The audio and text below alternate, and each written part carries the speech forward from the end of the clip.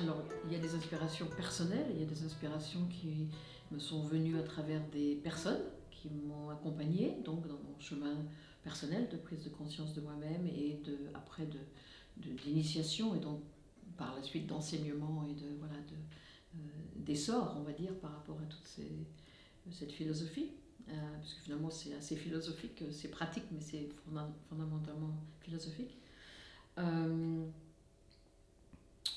L'inspiration première, j'ai envie de dire, était ma propre détresse par rapport à ma souffrance personnelle d'enfant, de jeune adulte, qui m'a donc amené à une envie de me sentir mieux avec moi-même. Donc ça a été, je ne sais pas si c'est une inspiration ou un déclic, hein, mais ça a été une force certaine de mise en place d'une recherche personnelle envers moi-même.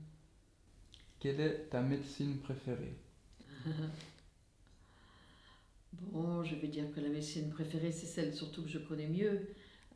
C'est donc les champignons, qu'on appelle les champignons hallucinogènes dans une culture globale, mais plus des champignons donc sacrés, utilisés d'une manière et sacrée et introspective. Hein, donc, on va en parler plus en profondeur, j'imagine. Donc ça, c'est la médecine que je connais le mieux, donc et qui m'est chère, on va dire, à travers mon apprentissage avec cette médecine et aussi l'apprentissage que j'ai reçu, qui m'a été offert à travers des associations avec d'autres personnes plus érudites que moi là-dessus et qui m'ont beaucoup orientée, instruite, alignée avec cette médecine. Donc voilà, c'est la médecine qui me met le plus à cœur.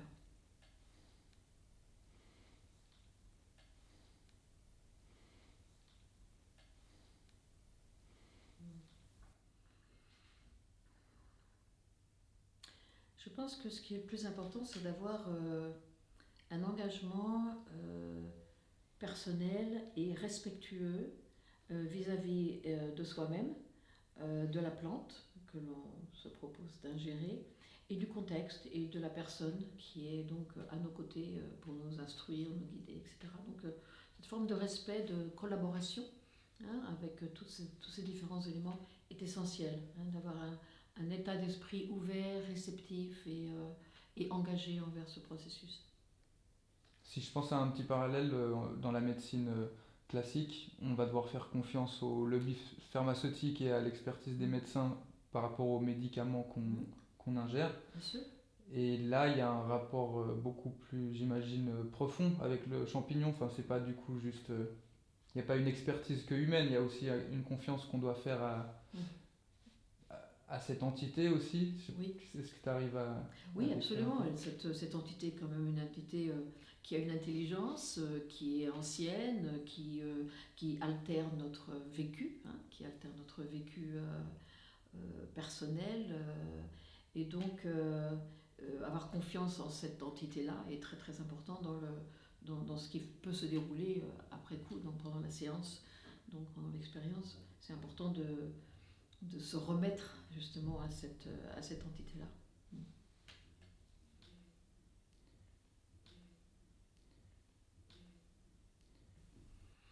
Comme je l'ai dit auparavant, la conscience, c'est la connaissance de soi-même. Et c'est, rentrer à l'intérieur de nous-mêmes pour nous connaître nous-mêmes. Donc c'est ça la conscience, c'est-à-dire c'est illuminer nos intérieurs. Illuminer nos intérieurs sur ces différents aspects justement. Illuminer notre intérieur, être plus conscient de qui on est.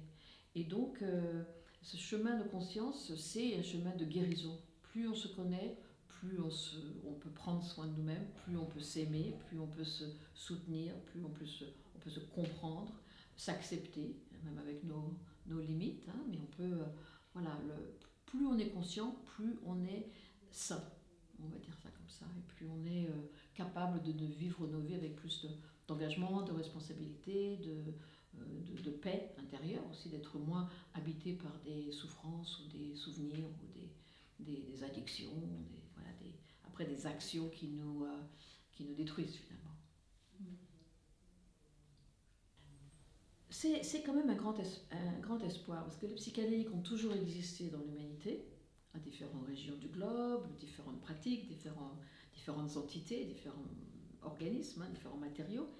Et finalement, parce que voilà, il y a eu une époque socialo-politique qui a fait que ces substances sont devenues problématiques pour certains gouvernements, elles sont devenues illégales. Mais en réalité, elles étaient explorées, elles étaient pratiquées voilà, depuis des millénaires partout. Donc cette coupure sociopolitique, on va dire, a été un dommage. Peut-être, voilà, certains gouvernements pensaient que ça allait amener à des addictions, à un changement politique, etc., à un changement de mœurs, voilà, de mœurs. Et donc, voilà, il y a eu un arrêt soudain et brutal. Et cette renaissance produit beaucoup d'espoir vis-à-vis et d'une conscience globale, au niveau de la conscience de la famille humaine, on va dire, mais aussi par rapport à certaines souffrances psychologiques, mentales, traumatiques, d'addiction, pour élaborer certaines approches qui comprennent voilà, les substances psychédéliques. Donc je crois que c'est beaucoup d'espoir au niveau médical aussi, malgré que la médicalisation des psychédéliques peut s'avérer être un problème en soi, mais c'est quand même un espoir pour des personnes en grande souffrance. Pourquoi ça peut être un problème en soi ? Parce que dès que quelque chose devient un médicament, il devient la possession d'entreprises pharmaceutiques qui monopolisent les molécules, quoi. Et donc après, la possibilité de prise de conscience, d'accès, la possibilité d'accès à la population peut être limitée par le monopole d'entreprises. Donc après, ça peut être régulé d'une manière médicalisée, en hôpital, donc qui empêche certaines personnes lambda de faire leur expérience, même dans un cadre très sécurisé. Donc ça peut limiter, ça peut restreindre l'accès et du coup devenir quelque chose qui produit de l'argent, qui génère toute une autre économie capitaliste, pas tellement souhaitable.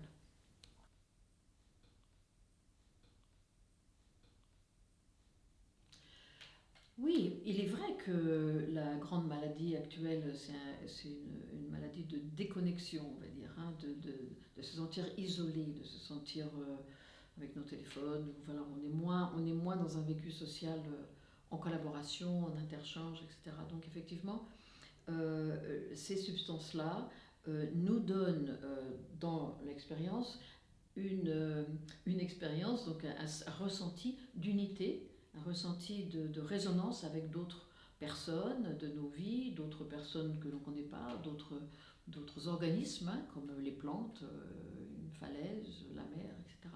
Donc le champ relationnel est beaucoup plus unifié, beaucoup plus ouvert au sein de ces expériences. Et je pense que pour une harmonie sociale plus renaissante, on va dire, plus guérissante des maladies que l'on a maintenant, justement d'isolation, ces substances psychédéliques offrent beaucoup de promesses.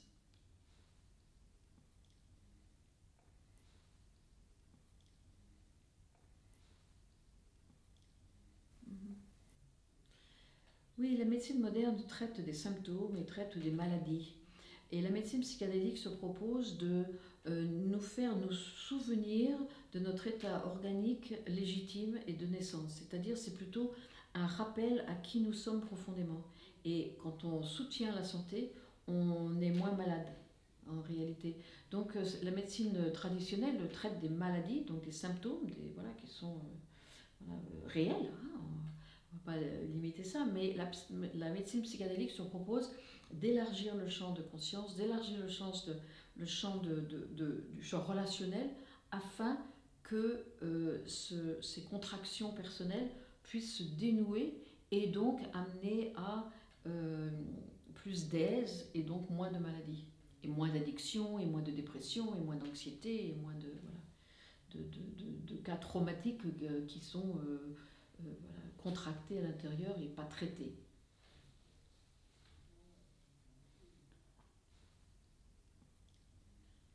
Oui, je pense qu'il est important d'éduquer les gens, d'informer. Je pense qu'il y a un manque d'information. Bon, ça change, hein, il y a beaucoup plus d'articles, il y a beaucoup plus de recherches, il y a beaucoup plus même d'intérêt sur les pratiques autochtones de ces substances, que ce soit en Amazone, que ce soit en Afrique, ou que ce soit au Mexique, ou voilà, différents peuples. Hein. Donc il y a un intérêt qui renaît, hein, c'est pour ça que ça s'appelle une renaissance, ça renaît, ça revient à la surface.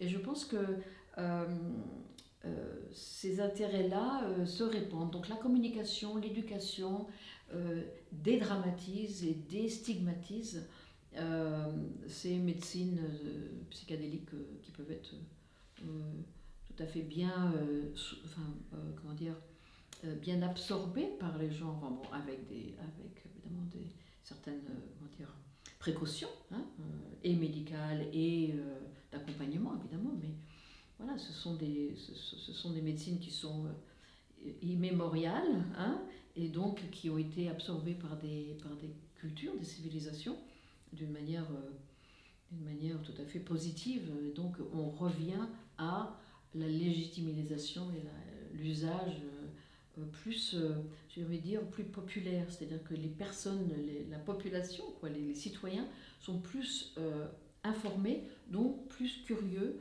donc avoir plus envie d'expérimenter avec ces substances.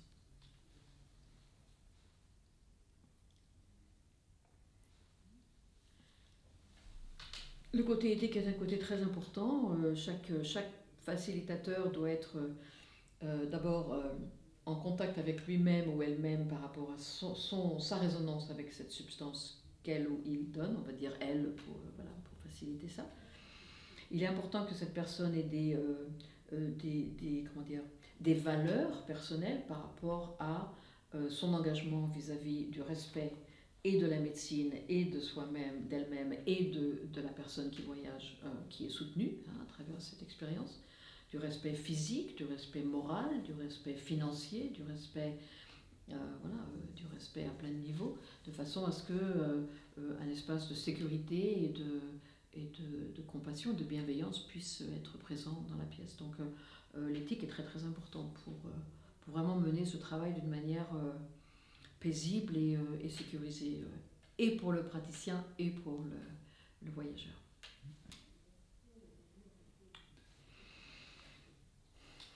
Je ne pense pas qu'il y ait vraiment une limite. Après tout, enfin, moi dans mon expérience avec les psychédéliques depuis donc 40 ans, je continue à me découvrir. C'est-à-dire qu'il n'y a vraiment jamais de limite à approfondir les différentes couches subtiles de nos êtres. C'est comme des rêves, on n'arrête pas de rêver, on a toujours un inconscient en cheminement, en évolution, en travail, enfin, voilà, en activité en tout cas. Et donc moi je trouve que mon expérience, mon exploration personnelle ne s'arrête pas à un moment. Ma vie évolue, les choses se passent, j'ai des deuils, j'ai des naissances, j'ai des amitiés, j'ai des facettes de ma vie qui se passent, hein, des gens que je rencontre, des nouveaux horizons, et donc tout cela m'affecte, tout cela m'impacte, et donc quand je vais à l'intérieur de moi-même pour voir où j'en suis, qu'est-ce qui se déroule, j'apprends beaucoup de moi-même, j'apprends ce qui me, comment dire, les profondeurs de cette nourriture, ou les profondeurs de cet impact, les profondeurs peut-être de ce que ça réveille en moi, si les choses sont plus compliquées par rapport à certaines personnes ou certaines situations. Donc il y a toujours quelque chose à découvrir en soi-même.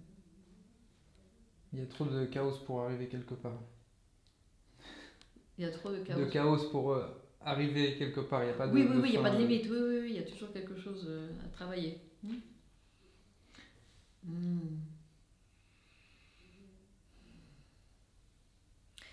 Un conseil, c'est écouter ce qui vous parle. Hein. On a chacune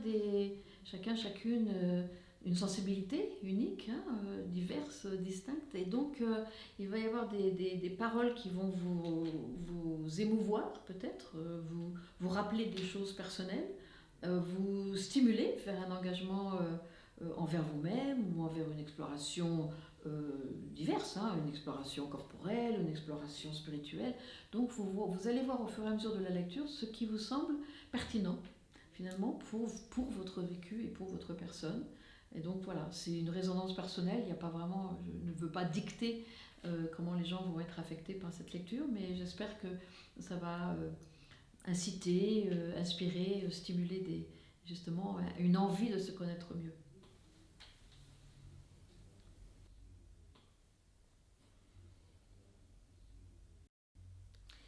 C'est primordial parce que dans une société comme la nôtre qui est plutôt axée sur ne pas faire attention à qui nous sommes et se distraire constamment avec n'importe quoi, on va dire, les réseaux sociaux, ou son téléphone, ou, enfin bon, etc., on a tendance à ne pas vraiment prendre soin de nous-mêmes et de s'écouter et de se soutenir de s'engager à grandir. Donc l'intégration est d'autant plus importante parce qu'elle sculpte du temps pour nous-mêmes dans une société, dans un monde très très chargé et qui roule très vite et qui ne dédie pas assez de temps pour chacun, la personne ou nos liens, évidemment. Hein, c'est l'intérieur et dans nos liens. Donc une intentionnalité d'attention. Je crois qu'il y a un consensus quand même. Enfin, moi, dans mon milieu de thérapeute, de personnes qui animent ce genre de séances, pas tout le monde offre des séances d'intégration, on va dire, et même dans d'autres pratiques, hein, pas juste les pratiques avec les psychédéliques d'ailleurs. Hein. L'intégration est quelque chose qui est de plus en plus discuté, qui est de plus en plus valorisé, qui a de plus en plus d'espace dans ce genre de dialogue, surtout avec les psychédéliques, mais moins dans d'autres pratiques. En tout cas, dans le milieu psychédélique, l'intégration a de plus en plus de place, on en parle de plus en plus. Il y a des cercles, il y a des formations, il y a des pratiques, il y a plusieurs choses qui se sont mises en place, je dirais dans les 5 dernières années. Franchement, avant, l'intégration n'était pas tellement discutée. On parlait beaucoup de préparation, d'intention, de set and setting, on parlait beaucoup de trauma, voilà, de choses comme ça en amont, enfin en avant du travail avec les psychédéliques, alors que là, les résultats des psychédéliques sont plus pris en conscience et je trouve que dans le monde des psychédéliques, c'est de plus en plus évident. Je pense que le processus d'intégration est un processus de prise en charge et de son intention en rentrant dans ce processus avec les psychédéliques et des ingrédients du voyage même, des illuminations, des enseignements, des résolutions, des entendements, des relâchements, des images, des émotions, des souvenirs qui nous ont habités. Donc je pense que l'intégration, c'est vraiment prendre en charge ce qui nous a été donné. C'est comme si on a servi un panier plein de fruits et qu'après on le laissait dans la pièce et qu'on partait sans. Donc le panier de fruits doit être mangé après, quoi, ou au moins offert. Voilà. Donc c'est vraiment faire cas de tout le contenu d'une expérience, de l'emmener avec soi dans sa vie et de l'utiliser, et de l'honorer, et de le respecter, et de se sentir grandir avec. Réussi. Oui, un obstacle courant, c'est une déception par rapport... Par exemple, il y a des personnes qui font une expérience psychédélique et qui en sortent un peu désorientées, pas très justement dirigées vers des intégrations claires, et donc lâchent le fil de leur expérience, de leur intention, de ce qui s'est passé, et donc après ils ne savent pas quoi faire avec. Donc il est possible que certaines intégrations s'effilochent un peu comme ça et ne continuent pas à soutenir et à intégrer, donc à soutenir la personne dans son travail personnel. Bon, ça arrive ça. Et donc l'art de l'intégration, c'est vraiment pour le ou la guide d'évaluer ou de suggérer ou de tisser avec le voyageur, bien sûr, les manières quand même qui pourraient être mises en place, même s'il n'y a pas grand-chose d'évident. Donc ça, c'est vraiment un art. de ne jamais laisser un voyage sans rien après. Donc voilà, un obstacle, c'est une espèce de déception et ne pas vouloir suivre après parce que c'est pas très clair. Ou d'abandonner une intégration qui s'est avérée bénéfique, mais en même temps, abandonner parce qu'on est trop occupé, ou on a autre chose à faire, on oublie, et donc l'intégration s'effiloche aussi comme ça, malgré qu'elle ait pu être voilà, tout à fait positive et tout à fait encourageante. Avec le temps, les gens oublient ou passent à autre chose. Donc après, ça peut voilà, s'effacer un peu de la présence, dans la présence de la vie, quoi. Pour ancrer une intégration, nous avons environ 3 semaines après une expérience. Donc ça a été étudié, voilà, que la plasticité du cerveau dans n'importe quelle expérience, mais surtout avec les psychédéliques, puisque notre cerveau est biologiquement, physiologiquement altéré, on va dire, changé. Cette plasticité du cerveau dure environ 21 jours, on va dire 3 semaines. Donc pendant cette période-là, les graines d'intégration, les pratiques d'intégration peuvent vraiment s'installer et réellement être absorbées par notre système nerveux. Donc changer les manières dont on pense, dont on ressent, dont on voit les choses, dont on interacte avec d'autres gens. Donc c'est vraiment un espace très, voilà... fécond. Fécond, voilà, fécond, avec beaucoup de promesses, avec beaucoup de choses qui peuvent se mettre en place. Et du coup, après les 21 jours, pas 21 jours dans ces jours-là, ces pratiques, ces modes de vie se sont installés et deviennent donc absorbés et donc normaux. Et donc après, on a pu aller travailler comme avant parce ils font partie de notre vie d'une manière plus acquise. Oui, c'est une grande discussion, je vais essayer de le faire court. Donc le modèle holistique a été élaboré pour justement créer une espèce de facilité à observer comment nous fonctionnons sur les différents aspects de nos vies, comment lire un travail intérieur d'état modifié de conscience et comment intégrer toute cette expérience. Donc l'intégration se place à différents niveaux. Elle se place au niveau corporel, au niveau, c'est-à-dire quelles sont les techniques par exemple qu'on va adopter pour intégrer une expérience. Si quelqu'un a été dans un état de grand repos, on va peut-être recommander, ou suggérer ou travailler avec la personne sur s'allonger, écouter de la musique, peut-être aller nager lentement, peut-être recevoir des massages, peut-être de la réflexologie ou différentes pratiques qui sont donc apaisantes. Si quelqu'un, par exemple, a été dans un voyage avec beaucoup de circulation d'énergie et donc une espèce d'énergie plus dynamique, on va dire, qui s'est réveillée et donc accélérer le processus, le système corporel, on va plutôt élaborer un yoga plus tonique, ou peut-être de la course, ou peut-être faire du trampoline, ou quelque chose qui donc réveille et continue continue ce chemin-là. Et pareil pour un travail émotionnel plus apaisant, ou plus évoquant, ou plus de colère vis-à-vis de quelqu'un, donc s'exprimer, écrire des lettres, écrire un journal, peindre, il y a beaucoup de manières c'est dans le livre, il y a beaucoup on appelle ça des pratiques d'intégration qui sont listées justement par rapport aux 5 aspects. Donc le modèle holistique, c'est le modèle du corps, de l'émotionnel, du spirituel, du relationnel et de l'environnement, on va dire, c'est-à-dire là où on habite et la nature. Et donc chaque aspect contient des facettes plus vivantes et saines, et puis des facettes plus atrophiées ou pas présentes ou endormies. Voilà.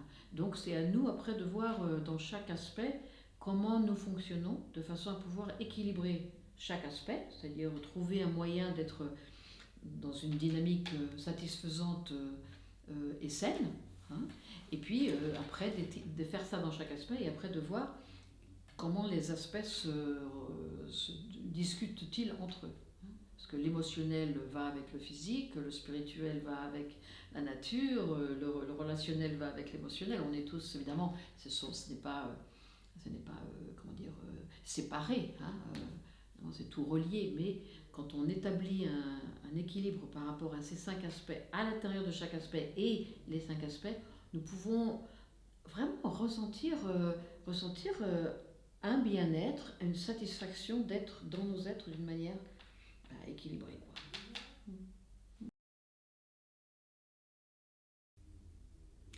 Oui, je pense qu'il y a énormément de nécessité à étudier les bienfaits de l'intégration. Je pense que ce qui est très fort dans la recherche par rapport au psychédélique, c'est l'effet, donc les résultats par rapport à des symptômes. Ça, c'est quand même très bien suivi. Même avec un soutien psychothérapeutique en place par rapport à ces séances de psychédélique. Mais c'est plutôt, est-ce que vous êtes moins déprimé? C'est pas vraiment comment est votre vie maintenant, quels sont justement euh, vos sentiments d'équilibre par rapport à vos relations, par rapport à votre corps. C'est moins élaboré, on va dire. C'est plus global. Est-ce qu'on est moins déprimé, plus déprimé? Quelle est l'échelle? Voilà. Et donc, je pense qu'il y a un futur de recherche qui serait très bienfaisant très utile sur vraiment étudier les bienfaits d'une intégration systématique. Enfin, enfin, voilà, formé quoi. Pour voir vraiment comment les gens, enfin comparer des gens qui intègrent pas, comme la recherche, quoi. Et voir est-ce que l'expérience psychédélique demeure, bon, elle demeure un axe transformateur en chacun de nous, mais est-ce qu'elle demeure quelque chose de vivant, quelque chose de réel, quelque chose d'inspirant pour l'évolution de nos êtres, ou est-ce que c'est quelque chose qui devient oublié et on revient à nos vieilles habitudes? Donc je pense que les bienfaits de l'intégration organisée et élaborée pourraient tout à fait être étudiés et je pense que ça serait une bonne idée. Ça, c'est pas la médecine moderne qui va le faire, Non, j'imagine. Et non. toi, dans ton livre, tu l'as pas un peu abordé? Je l'ai abordé dans la mesure où je l'ai abordé dans la mesure où chaque pratique, enfin, j'ai fait un passage, je ne sais plus exactement tout à fait où et quand, mais il y a des moments où j'ai nommé qu'une intégration euh, démarre, on va dire, comme je l'ai dit, c'est-à-dire elle est insérée à un moment de plasticité dans le cerveau, donc dans ces 3 semaines, et puis après elle est soutenue, et après on vérifie un peu plus en longueur si cette pratique finalement elle s'est insérée dans la vie ou pas. Est-ce qu'elle est devenue réalité dans la vie? Donc après, une fois qu'on comprend que cette pratique, par exemple, je sais pas moi, aller nager 2 fois par semaine, si cette pratique elle est devenue une partie de la vie, on n'a plus vraiment à la soutenir. Enfin, moi, en tant que guide, je n'ai pas à la soutenir, à vérifier. Je peux regarder encore. Hein. Est-ce que cette pratique de natation est restée avec toi ou, et puis la personne peut dire oui, en fait, bon, je vais à la piscine 2 fois par semaine, quoi, c'est acquis. Ou bien, non, non. Alors on peut remarquer les choses qui disparaissent et les choses qui restent. Donc effectivement, sur le long cours, j'en ai parlé dans le livre, c'est important de continuer, de ne pas oublier en tant que facilitateur, de ne pas oublier les pratiques qu'on a travaillées ensemble avec le voyageur, de façon à ce que ça reste dans nos pensées de guide et puis dans la pratique de l'autre.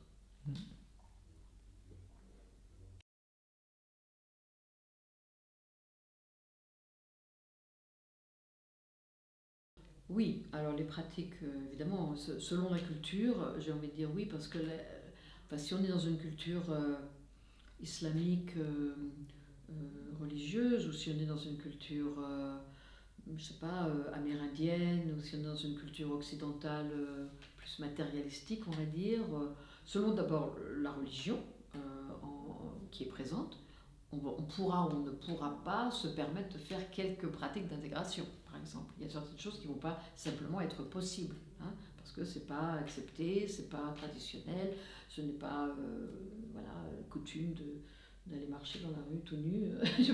Mais par exemple, on peut faire ça dans son champ si on habite à la campagne. Voilà. Donc les circonstances et les cultures et les autorisations culturelles, évidemment, impactent ce qui peut se passer au niveau de l'intégration. Mais on fait selon les environnements culturels, on adapte en fonction de ce qui est possible et de ce qui est respectueux vis-à-vis de sa culture. Euh, Justement, je reviens d'un congrès là où j'ai pu un peu exprimer ce que je connaissais ou mon expérience par rapport à aux, aux populations autochtones qui portent une tradition, donc par exemple celle des champignons avec la population mazatèque du Mexique. Et je pense qu'il est intéressant dans cette renaissance psychédélique de vraiment se pencher sur comment ces personnes ont pratiqué, quelle est leur relation avec ce champignon, quelle est leur cosmologie, à quoi ils croient, comment ils pratiquent, qu'est-ce qui est important pour eux, comment ils vivent, voilà, d'observer, enfin presque entre anthropologue, mais plus qu'anthropologue évidemment, de vraiment se pencher sur la pratique autochtone de ces champignons, parce qu'on peut aussi extraire quelque chose, en faire une pratique psychothérapeutique clinique, et oublier finalement d'où cette médecine vient, et finalement se pencher sur qu'est-ce qu'on peut recevoir d'enseignement de ces populations autochtones. Donc je pense qu'il y a beaucoup à apprendre de ces populations, que ce soit l'ayahuasca ou l'iboga ou le champignon. Bon, moi, ce qui m'intéresse, enfin, le propos ici, c'est le champignon, parce que c'est ce que je connais le mieux et ce que je pratique, mais il y a vraiment énormément à apprendre et à entendre de ces populations, de ces mazatèques qui, voilà, avec cette tradition non cassée, non rompue depuis des millénaires, il y a quand même une sagesse et une connaissance incroyable que même moi, après 30 ans d'interaction avec eux, bon, je comprends ce que je comprends, mais je sais aussi qu'il y a beaucoup de choses que je ne comprends pas. Donc c'est quand même une question d'humilité aussi par rapport à avoir de la gratitude et aussi de la curiosité par rapport au peuple qui en connaissent beaucoup plus que nous sur le sujet. Je crois que la médecine alternative et les bienfaits de l'ouverture dans les années 60-70 qui sont venus en Occident, on va dire, hein, enfin, par exemple la méditation ou le yoga ou certaines pensées plus différentes, hein, de la nôtre, cartésienne. Je pense que ces angles-là ont été pas mal absorbés, hein, on va dire, dans notre système même de santé, on va dire, enfin, disons plus tissés à travers notre culture et notre société. Et je pense que les autochtones ont d'autres accents qui nous orientent plus vers le collectif et plus vers la nature, plus vers la terre, plus vers la sagesse de quelque chose de plus terrien, donc moins judéo-chrétien, etc., mais plus animiste, plus chamanique, donc de nature, et donc une espèce de résurgence d'une sagesse terrienne que nous avons finalement un peu intellectualisée, on va dire, et on nous a séparés d'un entendement et d'une écoute vraiment puissante que ces peuples autochtones continuent à vivre, hein, à vivre pleinement et directement, quoi. Et également l'aspect collectif est plus en avant dans ces peuples-là parce que parce qu'ils vivent dans des petites communautés, hein, déjà, enfin, il y a moins de, il n'y a pas beaucoup de routes, ils marchent beaucoup, enfin il y a plus de présence humaine entre eux, donc ils se voient plus, ils sont moins dans leur voiture, sur les autoroutes, etc. Les places publiques, les marchés, etc. Donc il y a vraiment une vie collective beaucoup plus réelle, beaucoup plus vivante, et qui tente à nous échapper un peu plus dans le monde occidental. Voilà, donc je pense que c'est important pour nous de nous pencher un peu plus sur ces aspects du collectif et de l'environnement, comme eux le vivent dans leur vie réelle, quoi. C'est un sujet vaste, devenir plus conscient. Je crois que pour devenir plus conscient, la base, c'est de se connaître mieux soi-même, de vraiment connaître qu'est-ce qui nous habite au niveau, ces différents niveaux dont on va évoquer les différents aspects. Donc de se connaître au niveau corporel, au niveau émotionnel, qu'est-ce qui nous relie à un état plus spirituel, on va dire, qu'est-ce qui nous relie entre nous et qu'est-ce qui nous relie à l'environnement qui nous entoure. Donc pour devenir un être plus conscient, c'est déjà se connaître, hein, se connaître dans notre biographie, dans notre histoire, et déchiffrer les zones un peu plus complexes de nos vécus, qui peuvent être douloureux. Voilà, ça fait partie de notre attention que nous portons sur notre plan émotionnel.